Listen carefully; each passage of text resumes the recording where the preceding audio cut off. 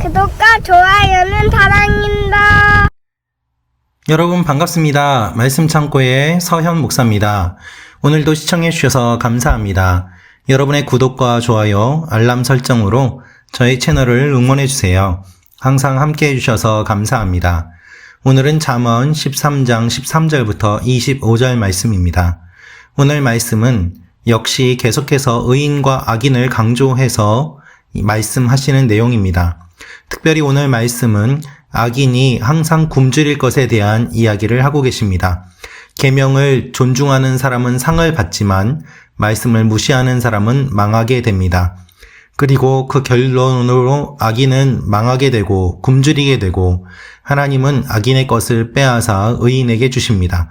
오늘 이 말씀을 통하여서 우리에게 주시는 하나님의 마음을 함께 묵상해 보기 원합니다. 13절부터 말씀입니다. 말씀을 무시하는 사람은 망하지만 계명을 존중하는 사람은 상을 받는다. 지혜로운 사람의 가르침은 생명의 샘이니 죽음의 덫에서 벗어나게 한다. 선한 통찰력은 은총을 베풀지만 죄인들의 길은 험난하다. 현명한 사람은 모두 잘 알고 행동하지만 어리석은 사람은 자신의 어리석음을 훤히 드러내 보인다. 못된 전령은 사람을 고난에 빠지게 하지만 믿음직한 사신은 이를 바로잡는다. 훈계를 거부하는 사람에게는 가난과 수치가 닥치지만 꾸지람을 받아들이는 사람은 존경받는다. 소원이 이루어지면 자기 영혼에게 즐거운 일이다. 그러나 어리석은 사람은 악에서 돌이키기를 싫어한다. 지혜로운 사람들과 동행하는 사람은 더욱 지혜로워지지만 어리석은 사람들과 어울리는 사람은 망하게 된다. 죄인에게는 재앙이 따르지만 의인에게는 좋은 보상이 따른다. 선한 사람은 그 후손들을 위해 유산을 남기지만 죄인의 재물은 의인을 위해 쌓는 것이다. 가난한 사람의 밭에 먹을 것이 많아도 공의가 사라지면 그것은 사라지고 만다.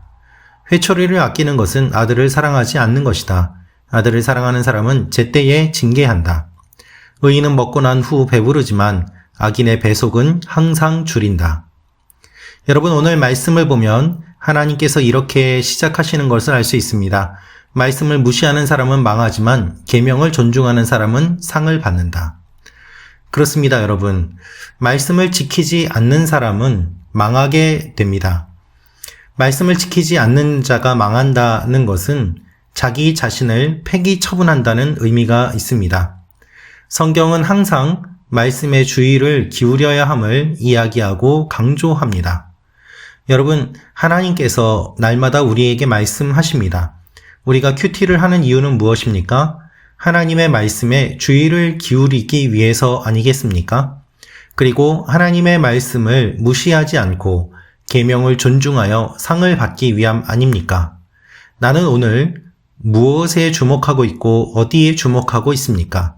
그것을 생각하며 우리의 모습을 돌아보는 시간이 되기를 원합니다. 14절은 이렇게 이야기합니다. 지혜로운 사람의 가르침은 생명의 샘이니 죽음의 덫에서 벗어나게 한다. 그렇습니다, 여러분. 지혜로운 사람이 가르칠 때 우리는 그 지혜를 들어야만 합니다. 내게 지혜가 없다면 지혜 있는 사람의 말에 귀를 기울이는 것이 필요합니다. 그렇죠? 여러분, 우리가 지혜를 얻는 두 가지 방법이 있습니다. 첫째는 내가 지혜를 구하는 것이고 두 번째는 지혜가 없으면 지혜가 있는 자에게 지혜를 요청하는 것입니다. 귀를 기울이는 것이죠. 여러분, 높은 자리에 있는 사람들은 모든 것을 다 할 수 있어서 그 자리에 있는 것이 아닙니다. 그 자리에 있는 이유는 여러 사람의 지혜를 듣고 또한 스스로 지혜를 구하기 때문입니다. 지혜를 구하고 또한 다른 사람에게 지혜를 듣지 않으면 그 자리에 올라가지도 못하고 유지하지도 못할 것입니다.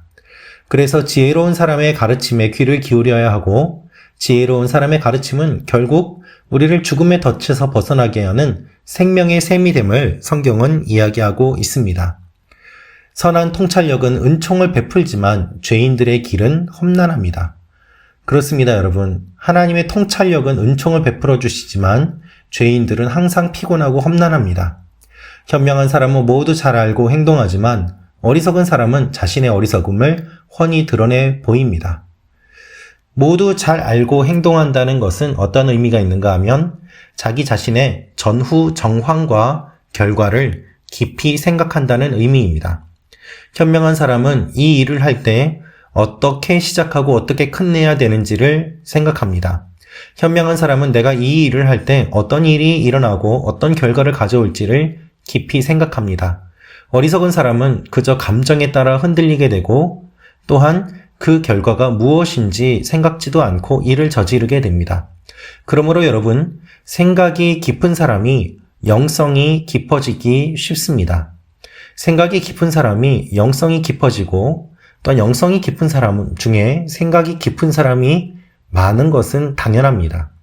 우리는 영성이 깊어지기 위해서 엉뚱한 것에 집중할 때가 많이 있습니다. 그러나 여러분, 기도도 생각이 깊어야 기도가 깊어집니다. 우리의 영성은 우리의 생각이 깊어질 때 가능합니다. 우리의 생각이 깊어진다는 것은 지혜와 지식이 필요하다는 것이고 또한 우리의 모습을 생각하며 전후 결과를 깊이 생각한다는 것을 의미합니다. 못된 전령은 사람을 고난에 빠지게 하지만 믿음직한 사신은 이를 바로잡습니다. 우리가 믿음직한 사신이 되도록 하나님께서는 우리를 붙잡아 주십니다. 훈계를 거부하는 사람에게는 가난과 수치가 닥치지만 꾸지람을 받아들이는 사람은 존경을 받습니다. 잠언에서 이야기하고 있는 내용이 있습니다. 무사와 토케하라는 말이 있는데요. 이 말은 거의 동의어처럼 사용되지만은 교정을 위한 교훈, 징계와 꾸짖음이라는 말의 의미가 조금 다릅니다. 그래서 우리가 두 가지를 생각해 보게 됩니다. 하나는 꾸짖음이고 또 하나는 교훈입니다. 하나님께서 교훈을 말씀하시고 교훈으로 알려주셔도 우리가 제대로 듣지 않을 때 주님은 우리를 꾸짖어 주십니다. 이것을 통해서 우리가 지혜를 얻게 되는 것이죠. 소원이 이루어지면 자기 영혼에게 즐거운 일입니다. 그러나 어리석은 사람은 악에서 돌이키기를 싫어합니다. 여러분, 악을 좋아하는 이유는 무엇일까요? 악이 좋기 때문에 악을 좋아합니다. 마약처럼 끊을 수 없는 중독이 악에게 있습니다. 그래서 이것을 끊기 위해서는 더 강한 하나님의 사랑이 필요합니다. 하나님께서 우리에게 사랑을 주시는 이유는 우리가 악에 중독되어 있는 것을 끊게 하시기 위함입니다. 여러분, 악을 사랑하는 것이 우리의 본성입니다. 이 본성을 거스르기 위해서는 하나님의 사랑과 능력이 필요합니다. 그래서 오늘도 우리는 하나님 앞에 나아가야 되는 것입니다. 지혜로운 사람들과 동행하는 사람은 더욱 지혜로워지지만 어리석은 사람들과 어울리는 사람은 망하게 됩니다. 죄인에게는 재앙이 따르지만 의인에게는 좋은 보상이 따르게 됩니다. 여러분, 재앙이 죄인을 단순히 따라가는 것이 아니라 형사가 범죄자를 추적하듯이 뒤쫓는다는 것과 그러한 상태가 지속될 것을 강조하고 있는 내용입니다. 죄인에게는 재앙이 따르게 됩니다. 재앙이 끝까지 죄인을 쫓아가는 그것을 이야기하고 있습니다. 그렇습니다, 여러분. 죄인은 그냥 죄인이 아닙니다. 그에게는 재앙이 따라가게 되고 재앙이 끝까지 범죄자를 공격합니다. 그래서 그는 괴로움을 겪게 될 것입니다. 반면에 선한 사람은 그 후손들을 위해서 유산을 남기지만 죄인의 재물은 의인을 위해서 쌓는 것이라고 말씀하고 있습니다.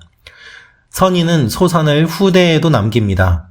최종적으로 부를 누리는 사람이 의인이라고 성경에 나오고 있습니다. 하나님은 악인의 것을 빼앗아서 의인에게 주십니다. 그래서 악인이 수고해서 아무리 많은 것들을 갖고 있다고 하더라도 그것은 결국 의인의 것이 되고 맙니다.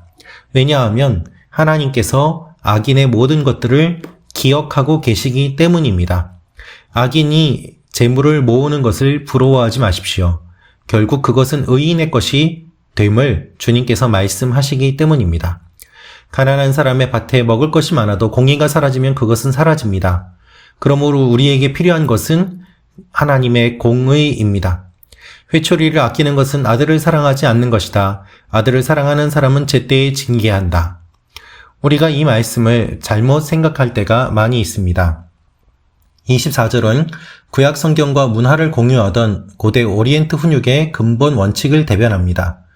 그래서 아버지의 사랑은 매로 증명된다라고 당시 사람들은 생각하였습니다. 하지만 때리는 것이 목적이 아닙니다. 자녀의 유익을 위해서 마땅히 가르칠 것을 가르치는 것이 부모의 역할임을 강조하고 있는 것이죠. 여러분, 우리가 때에 맞게 훈계를 해야 됩니다. 이것은 자녀의 유익을 위한 것입니다. 특별히 우리는 때리는 것에 주목해서는 안 됩니다. 본질을 봐야 합니다. 본질은 무엇인가 하면 자녀가 유익하도록 부모가 자녀에게 필요한 것들을 가르쳐 주는 것입니다. 우리는 이것을 잊고 지냅니다. 자녀에게 필요한 것을 가르치기보다는 우리가 엉뚱한 것을 가르칠 때가 많이 있죠. 자녀에게 필요한 것을 가르친다고 하지만 실은 정말로 필요한 것이 아니라 엉뚱한 것, 오히려 죽음을 가르칠 때가 너무나도 많이 있습니다. 하나님께서는 생명을 가르치라고 말씀하십니다. 그것은 결국 하나님의 말씀입니다. 의인은 먹고 난 후에 배부르지만 악인의 뱃속은 항상 줄인다고 말씀하십니다. 의인은 만족하지만 죄인은 만족이 없습니다. 그래서 결국 망하게 됩니다. 망하게 되는 이유는 두 가지입니다. 하나는 스스로 파멸하기 때문이고 두 번째로는 하나님께서 빼앗으시기 때문입니다. 이것이 하나님의 방법입니다. 그렇습니다, 여러분. 악인은 항상 자신의 욕심으로 굶주려 있습니다. 많은 것을 주어도 만족하지 못하고 또한 많은 것을 가져도 만족하지 못합니다. 그래서 나누어 주지도 않고 자기 자신을 위해서만 쓰려고도 합니다. 이것이 악인의 특징입니다. 그는 항상 줄입니다. 그러나 의인은 배부르고 배부른 것을 통하여서 다른 사람에게 나누어 줍니다. 이것이 의인의 특징입니다. 여러분, 우리는 의인으로 살아갑니까? 악인으로 살아갑니까? 오늘 우리에게 주시는 이 말씀을 통하여서 하나님의 뜻대로 살아가는 여러분과 제가 되기를 원합니다.